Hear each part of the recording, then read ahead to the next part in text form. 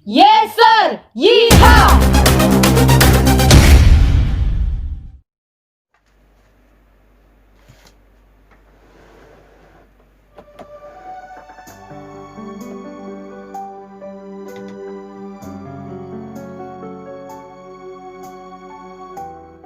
Mengapa perbuatan baik tidak dapat menyelamatkan atau menghapus dosa manusia?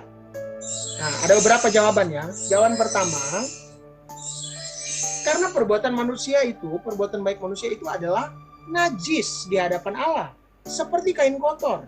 Ini kata Nabi Yesaya. Nabi Yesaya ini adalah seorang nabi yang saleh, seorang nabi yang benar-benar hidup berkenan kepada Tuhan. Tapi dia sendiri bilang begini kepada Tuhan, Tuhan siapa kami ini?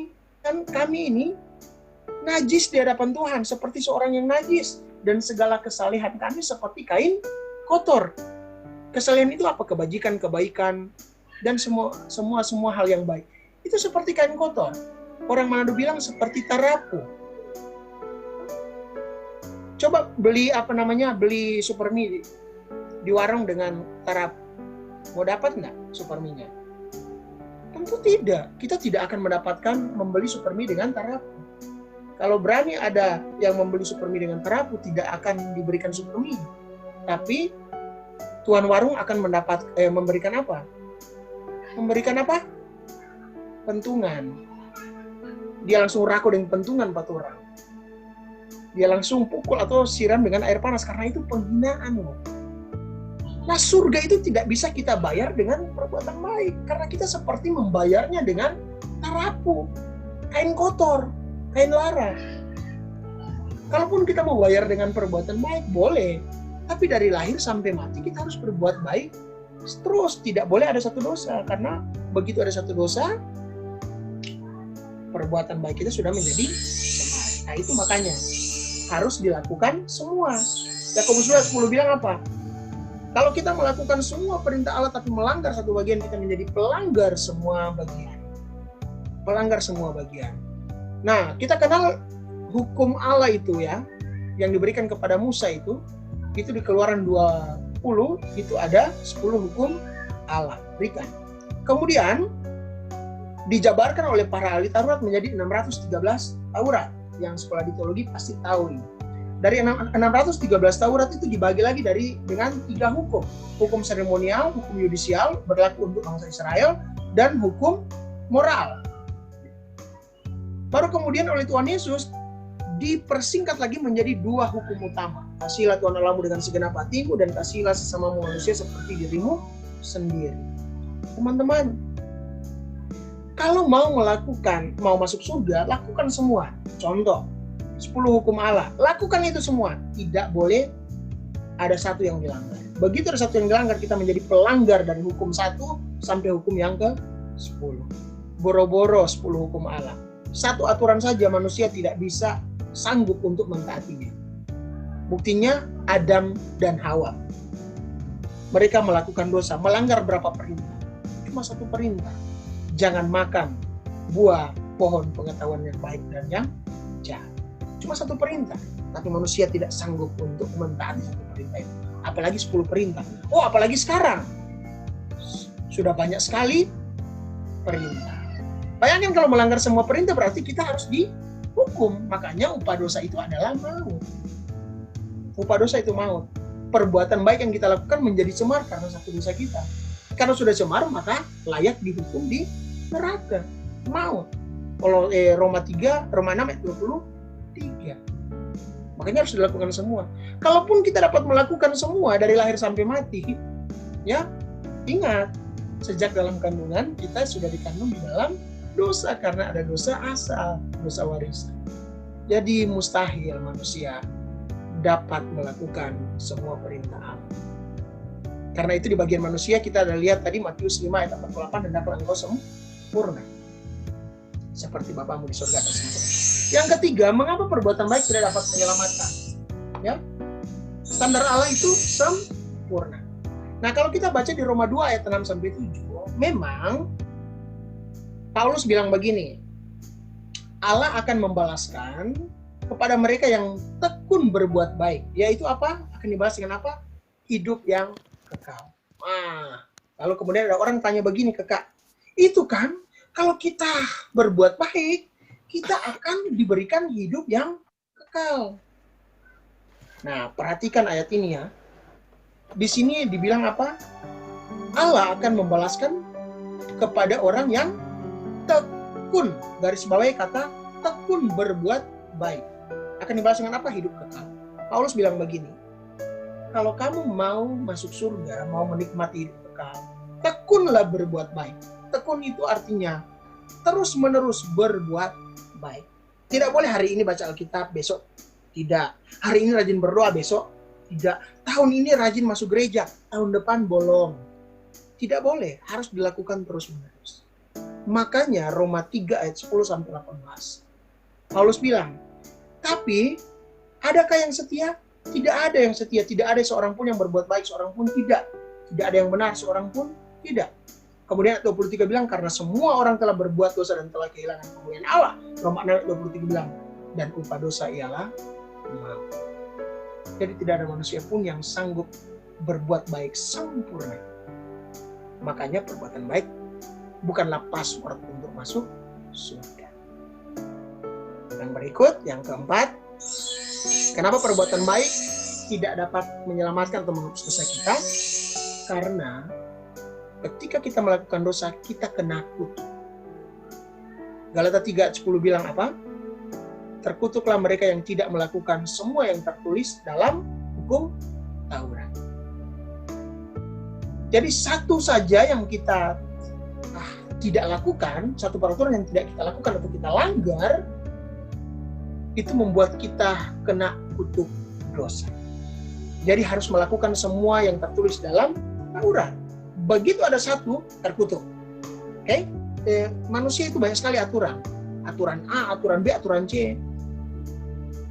Tanpa sadar mereka, sebenarnya kita itu tidak bisa sanggup untuk dapat menjalani atau mentaati aturan itu. Aturan misalnya juga kita lihat di 10 hukum Allah, jangan mengucapkan saksi dusta. Wah, kalau untuk manusia, berdusta itu, berbohong itu justru jadi dosa favorit. Stefani, sudah mana Stefani? Sadikile kak semua sampai sadikile, padahal sana masih di Gorontalo. Itu dosa. Apalagi ada yang bilang, oh enggak apa-apa kok berbohong itu kan sekali-sekali enggak apa-apa, apalagi untuk kebaikan. Enggak ada berbohong untuk kebaikan itu tetap dosa, enggak ada untuk kebaikan lalu kemudian kita melakukan kebohongan lalu dianggap untuk kebaikan. Enggak. Namanya kebohongan ya tetap dosa.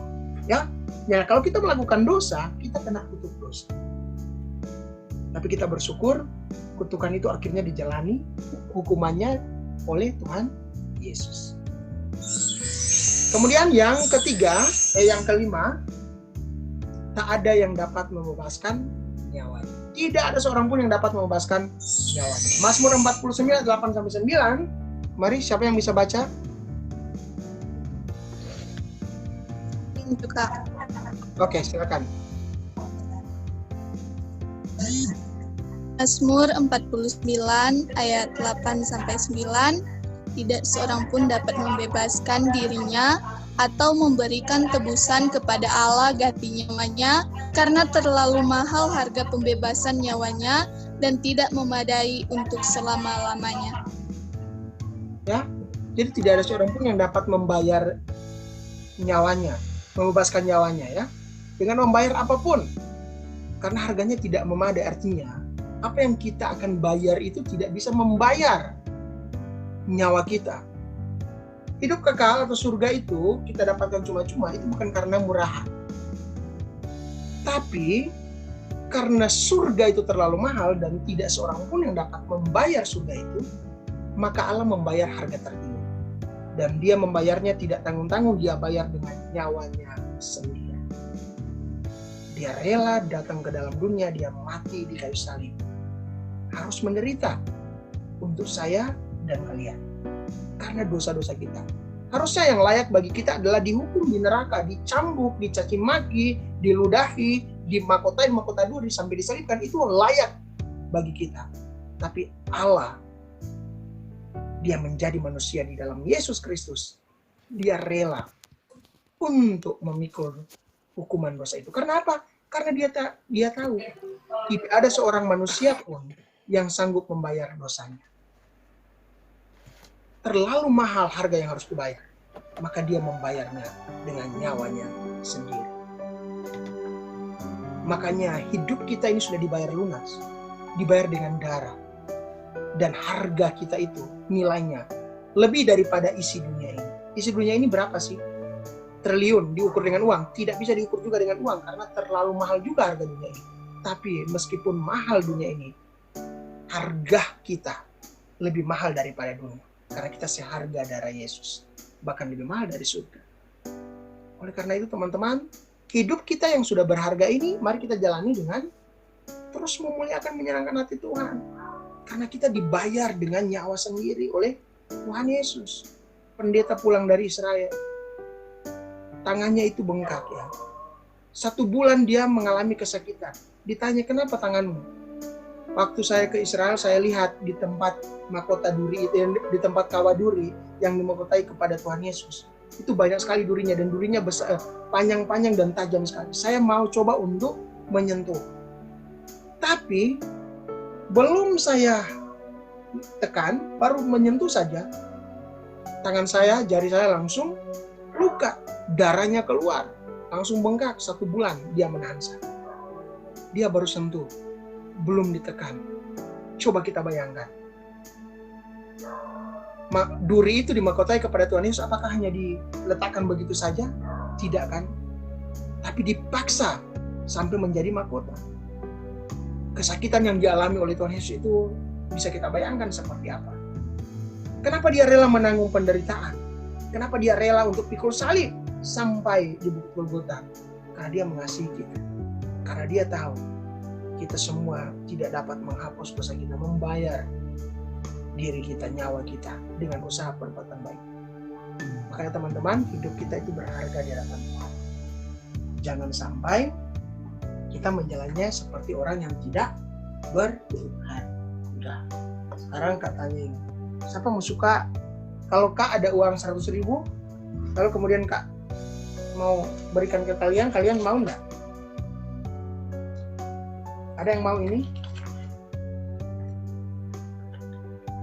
Ada yang sudah senyum-senyum. Yang lain ini enggak tahu ya, kalau ada yang kasih mati video ini ada senyum-senyum atau enggak. Orang mati saja kalau dia lihat 100.000 ya, ada yang jatuh dia langsung, mata yang tertutup itu langsung terbuka. 100.000. Apalagi orang yang hidup. Orang yang tidak waras saja dia lihat uang, dia langsung ambil. Dia tahu itu uang, dia bisa beli makanan. Apalagi kalau orang yang waras. Kalau Kak kasih ini pasti kalian mau ya. Mau atau tidak? Tapi ini baku sedu ya, bukan makasih betul. Mau kan? Nah, kalau uang ini Kak buat begini, masih mau? Rusak. Masih mau? Masih mau. Kalau Kak ludahi, masih mau? Oke, ada yang masih mau. Kalau Kak taruh di kile-kile, masih mau? Oh, ada yang mengangguk, masih mau. Kenapa kalian masih mau? Karena apa? Karena nilai uang ini tidak berubah ketika diludahi, ditaruh di ketek, diinjam, dikusuk-kusuk, tidak berubah nilainya. Nilainya tetap apa? 100.000. Begitulah nilai kita di hadapan Tuhan. Dunia boleh melecehkan kita. Orang-orang di sekitar kita boleh menolak kita, boleh menganggap kita bodoh, boleh menganggap kita bukanlah orang yang tidak bisa diharapkan. Dunia boleh merendahkan kita. Orang-orang boleh menginjak-injak harga diri kita. Tapi di hadapan Tuhan, kamu tetap berharga. Meskipun orang bilang apa, kamu dibayar. Harganya lunas. Seharga darah Yesus. Jadi teman-teman, pahami harga diri kita. Supaya kita bisa menjalani hidup ini seperti orang yang betul-betul berharga di mata Tuhan. Banyak orang yang sudah tahu bahwa dia sudah dibayar lunas, sayang hidupnya tidak dijalani seperti orang yang sudah dibayar lunas. Oke?